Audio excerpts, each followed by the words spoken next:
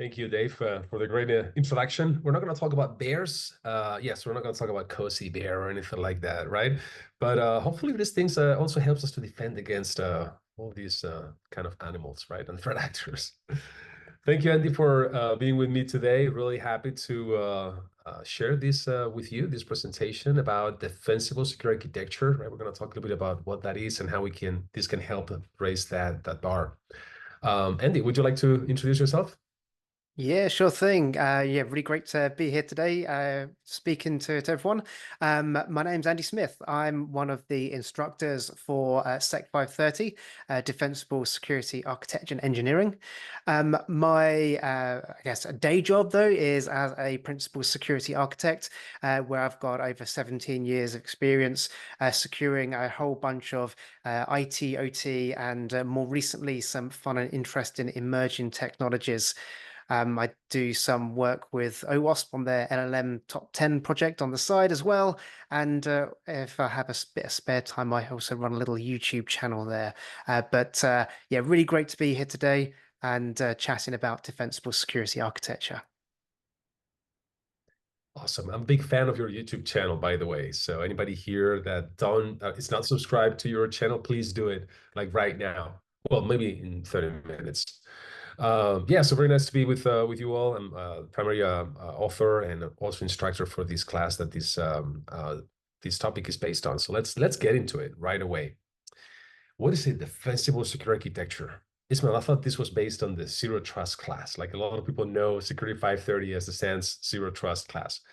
And yes, we talk about zero trust, right? From the get-go. We talk about what zero trust is about and what is not. But I still prefer to use this term, defensible secure architecture. And one of the reasons is because zero trust has become a buzzword in the industry, and people confuse this with zero trust network access products or solutions. And this is not really about products or solutions. It's about a cyber defense strategy. It's about a strategy that is adaptive, that is resilient, and that is aligned to, well, what we see in the threat landscape, right?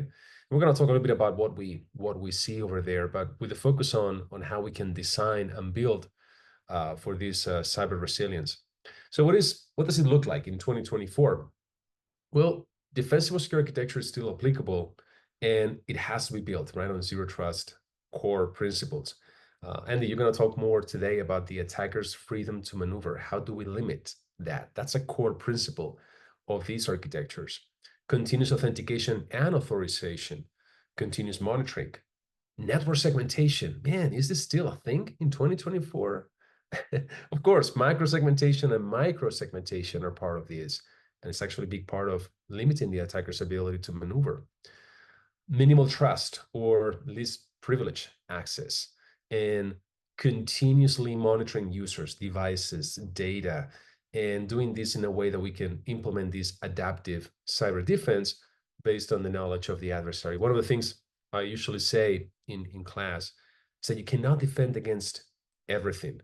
You have to be clear on what are you trying to defend, right? What's the problem you're trying to solve, and be very laser focused on achieving those objectives, because you cannot defend every single asset in your organization. Not everything has the same value either. And of course, we want to leverage the latest technologies for this purpose. Now, let's start with the knowledge of the adversary. Like you know that I'm a big proponent of threat modeling, and I was just looking around because you see in the news every single week, pretty much, a new vulnerability in one of these edge devices. And I decided not to list all of these stories. You probably guys are sick with it, right? If you work as a cyber defender, you've probably been to a lot of meetings for the last couple of years talking about Citrix vulnerabilities, Ivanti, Cisco, Apache vulnerabilities, you name it, right? So I was looking around, and is there really evidence that this is now the #1 factor for initial access? We talk about ransomware groups, right? If we talk about intrusions, we usually say that phishing is like the most common vector, or the initial vector, from the majority of these attacks. But is it really, or is it now exploitation of vulnerabilities? And the answer is, yeah, my students know this, right, Andy? It depends. Any student of Security 530 knows that the answer is always it depends. It depends on who you ask. So if you ask some of the product vendors, they will say exploitation of vulnerabilities is number one. Guess what? That depends on their telemetry, right? If they sell network-based products, they may get more telemetry about network-based attacks. If they sell endpoint products, they may get more telemetry about that. And obviously organizations that sell, vendors that sell maybe SMTP proxies or this type of email solutions may get more visibility on the phishing vector. But I like to quote the data breach report, the Verizon data breach report, because I think it's a good non-biased report in that they get information from a lot of different instant response shops from all over the world. And I know this because I used to run one for a large vendor, and we would contribute to this report on a yearly basis. I noticed that they said these exploitation of vulnerabilities entry as an entry point grew 100% from 2023 to 2024. So it's pretty clear that there is something there, right? It's one of the things we need to look at. Why do you think this is happening, Andy? And of course, we have something on the slides, but I want to get your opinion on that. What do you think? Yeah, so for me, a big part of this is somewhat outdated mindset of that the internal network is safe and secure. It's trusted. We only allow trusted people on our network. And it's a mindset that I'm still surprised how much it persists today in a number of different organizations. And VPNs are really part of that problem in that they grant access to our remote users in a way that's excessively permissive. The vast majority of our users don't need to access every single resource on an internal network in order to be able to do their job remotely. They probably just need to access one or two applications, or a dozen applications, or a few different data stores. And so this kind of very classic VPN approach really leads to some traditional mindsets of just assuming trust of a quote internal safe network. And unfortunately, as reality has shown us, that's pretty far from the truth. We know that our internal networks do get compromised from everything from those vulnerabilities in the external entry points that you were alluding to there, Ismael, but also down to just users clicking on phishing links, right? Users enabling attackers to enter our networks, and also, of course, internal insiders as well. And something else that, if you think about it, it really struck me when I was thinking about this. VPNs were not really designed for security in mind, right? They were designed for remote access. And then we put security controls on top of that. But that is not really a less implicit trust implementation. With a VPN, you land at layer 3, layer 4, you get an IP address on the target network. And then what do we have to do? We have to use, segmentation, firewalls, and have all of these different controls to prevent people to access things they should not be accessing, which is contrary to the zero trust philosophy, which is, now tell me what you need, and I will give you just that, right? So it's a very different type of mindset. Yes, that mindset can be implemented with legacy solutions as well, but they don't adapt that well. So, okay, let's do this. Andy, we're going to replace all of the CTN. Sorry, I just gave out the answer right there. We're going to get rid of all of the VPN solutions that we have, and we're going to adopt CTNA all across the board, right? That's what every single vendor will tell you. Just ditch your VPNs. By the way, I also sell you CTNA, right? So just go and buy it. Well, let's not jump there so quickly. Let's not talk about the technology solution first, because as every Security 530 students know, we need to walk through this Dario model first. This is the life cycle that we have in the class for architecture and engineering. We talk about discover and assess, redesign or design, right? Implement, operate, and monitor.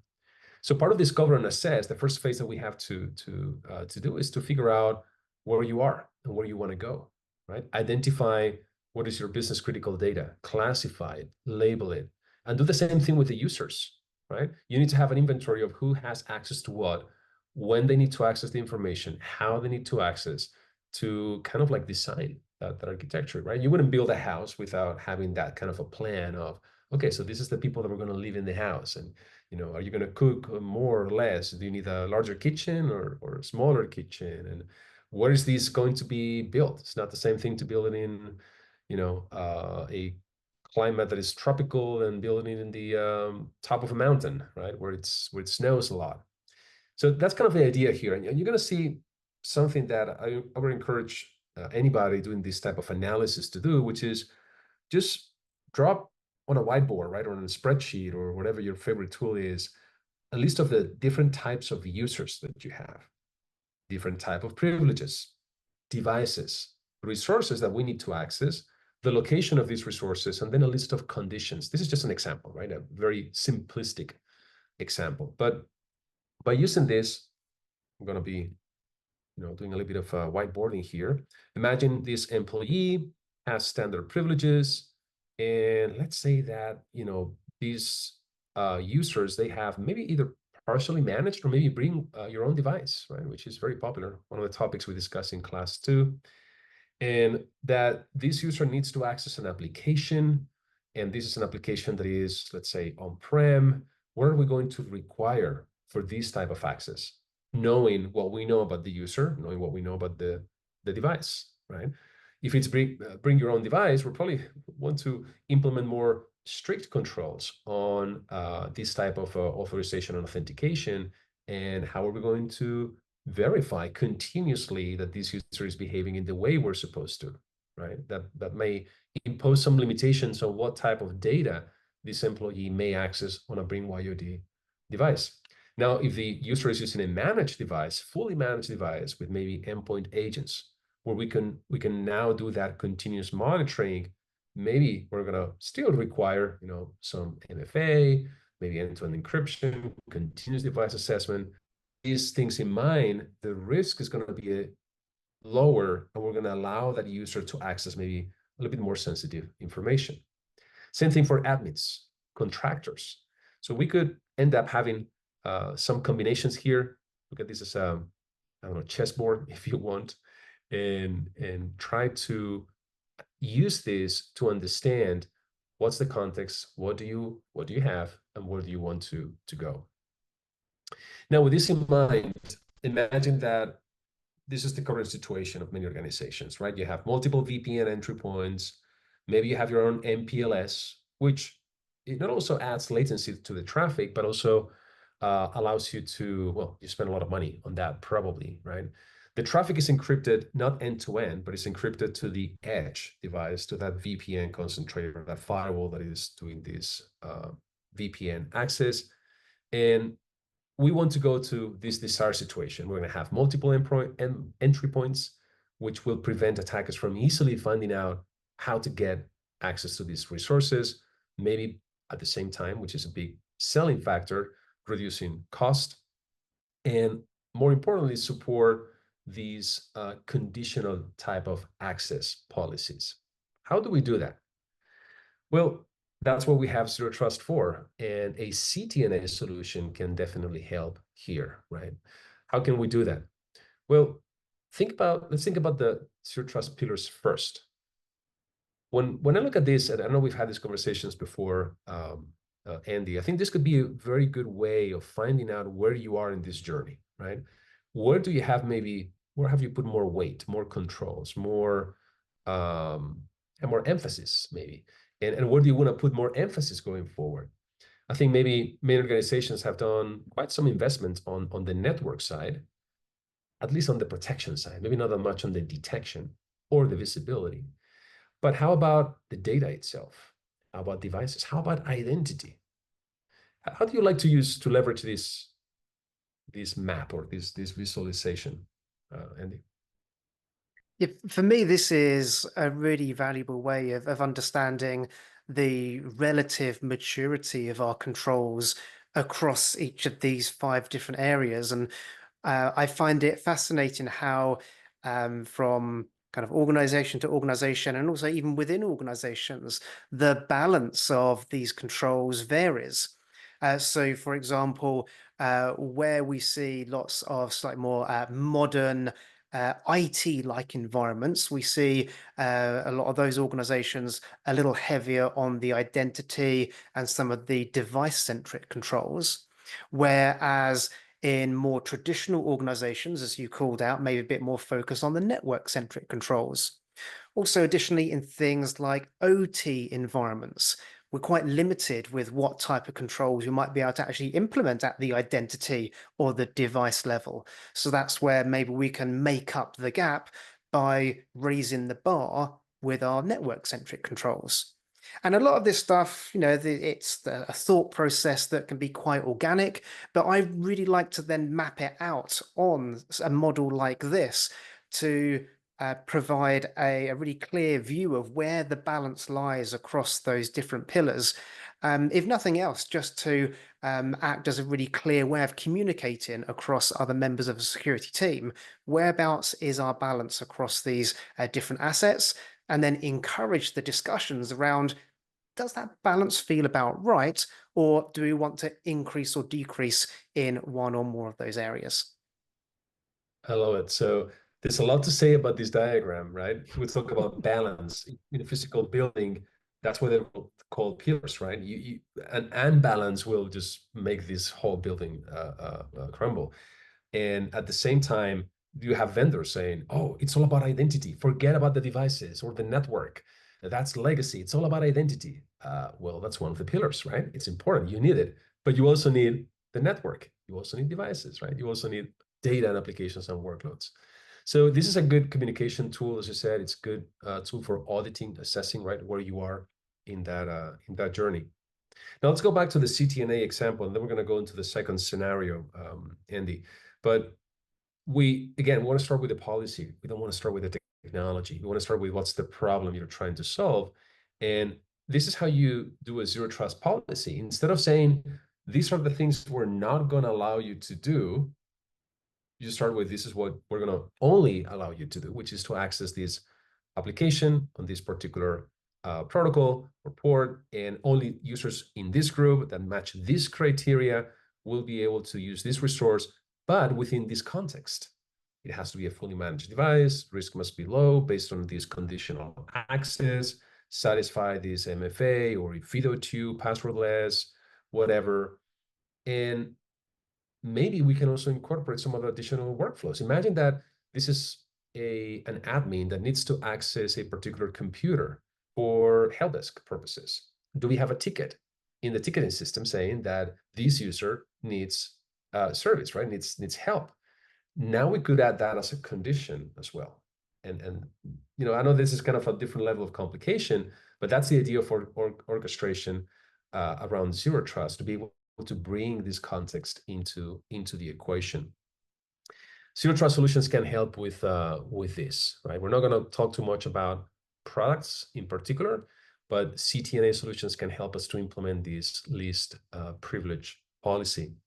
For example, if we look at the NIST Special Publication 1835B, there is a very good diagram on the architecture of zero trust. Each of these different elements, the policy enforcement points, the policy decision points, and the policy information points, where we get all the context from. And notice how the policy enforcement point has to be close to the assets we're trying to defend. So we can either disrupt, right? We can limit the attacker's ability to maneuver, for example. So let's run through a couple of conceptual implementations of this with CTNA. This is out of a book called Zero Trust Security Enterprise Guide. And it's a couple of architectural diagrams, again, conceptual, on how this works. You could have let's say, a reverse proxy here, right? A WAF. This could be a next generation firewall that is protecting an enclave of resources. And this policy enforcement point is going to work with another policy enforcement point, typically in the form of an agent that is on the endpoint that this user is using. There will be a policy decision point, which typically is part of an IAM that also incorporates information out of maybe SIM, maybe XDR, maybe some of the signals that you get from network detection and response systems as well.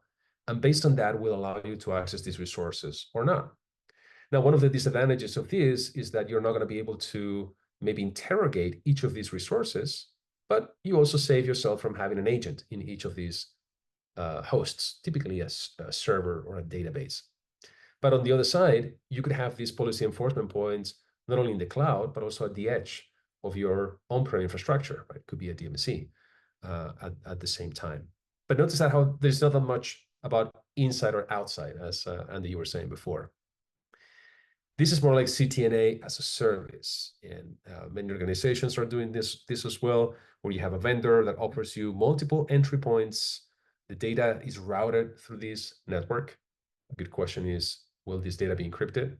Hopefully it will be encrypted end to end, and it will go into this enclave again, but routed. The traffic is routed through the vendor cloud.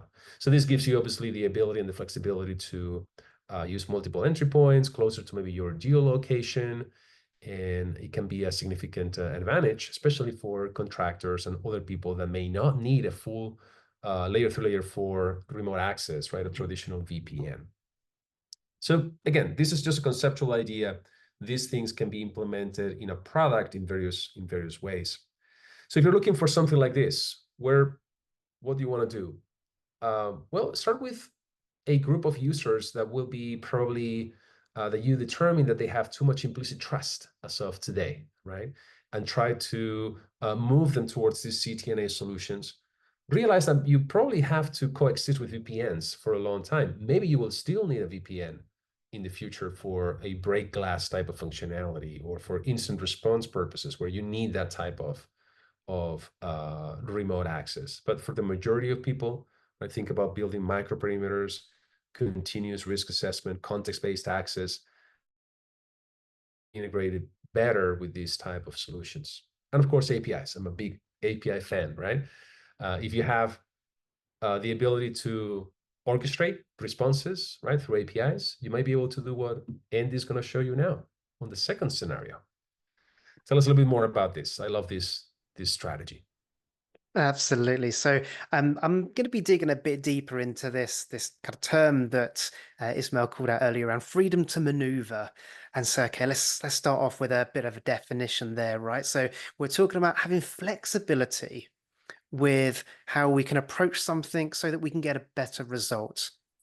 And we've already spoken about the a key part of a good defensible security architecture being this mindset, this goal around limiting our attackers' freedom to maneuver. Essentially, if an attacker gets inside of our systems, we don't want to give them an easy ride. We want to make life a lot more difficult for them.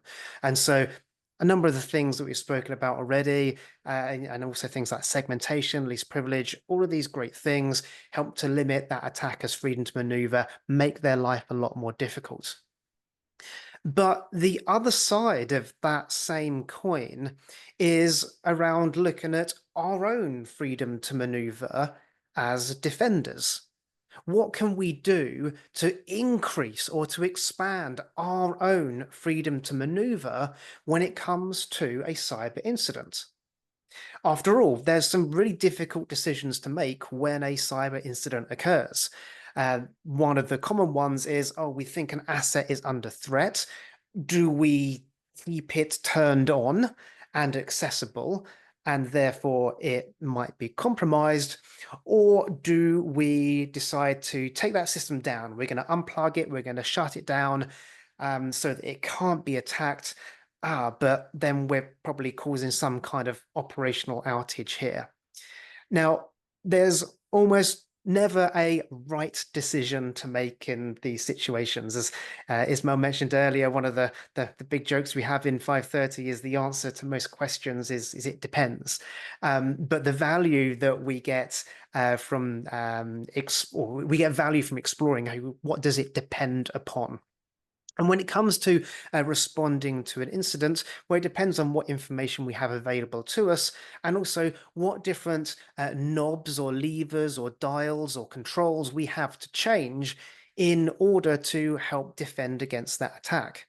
So the point here is, when we respond to an incident, how can we have more options to choose from? How can we increase that freedom to maneuver? If we can jump onto the next slide, please, Ismael.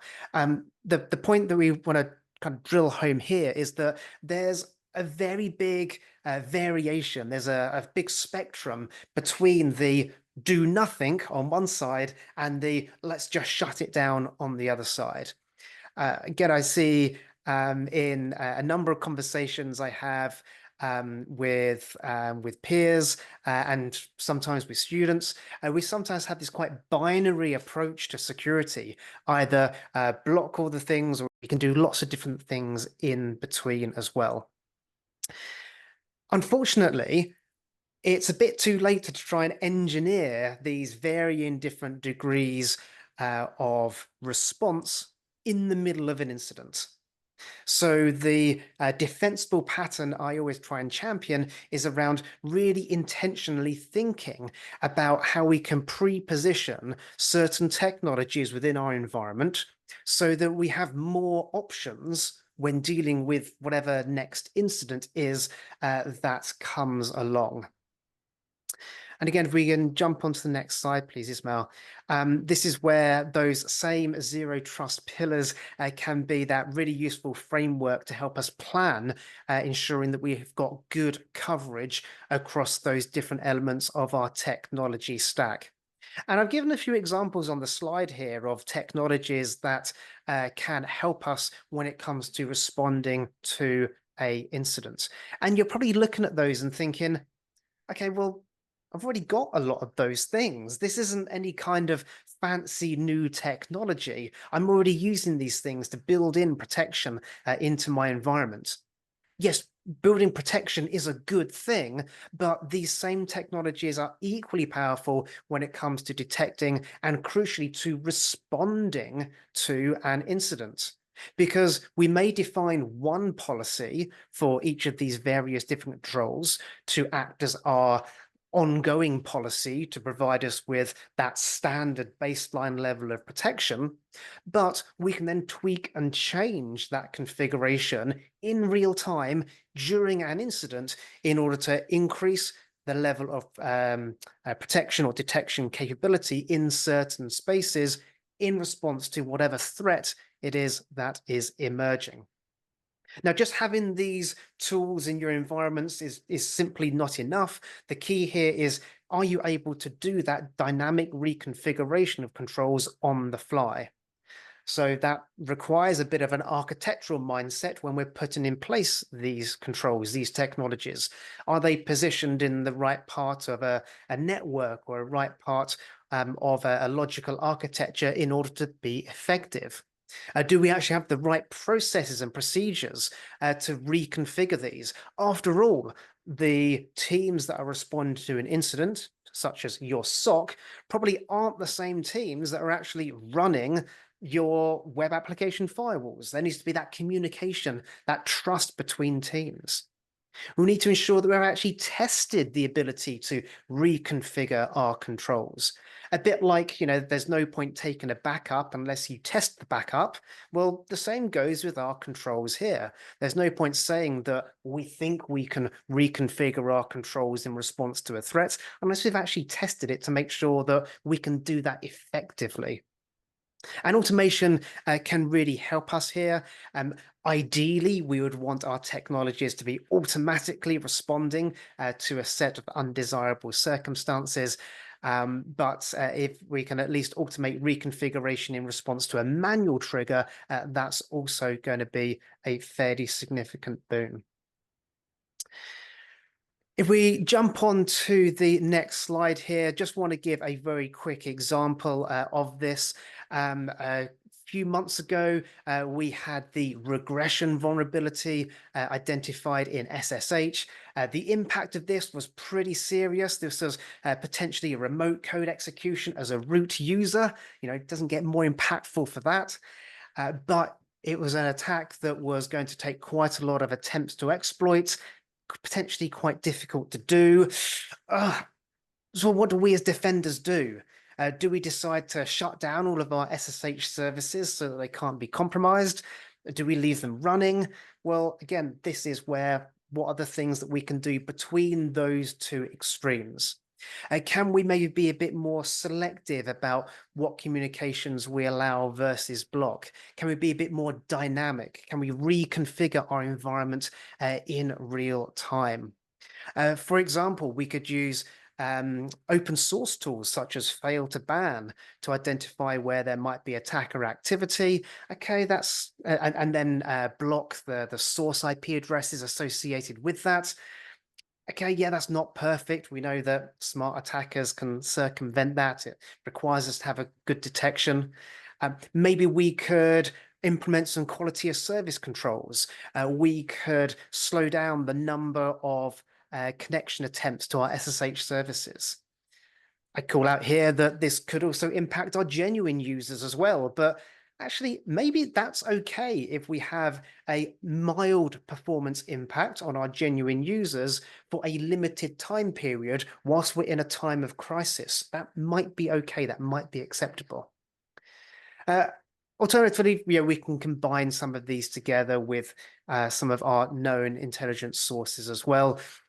But the thing I want to leave you with here is that this isn't about having some, fancy new technology. It's really about trying to build in that adaptability into our existing tools and into our existing processes.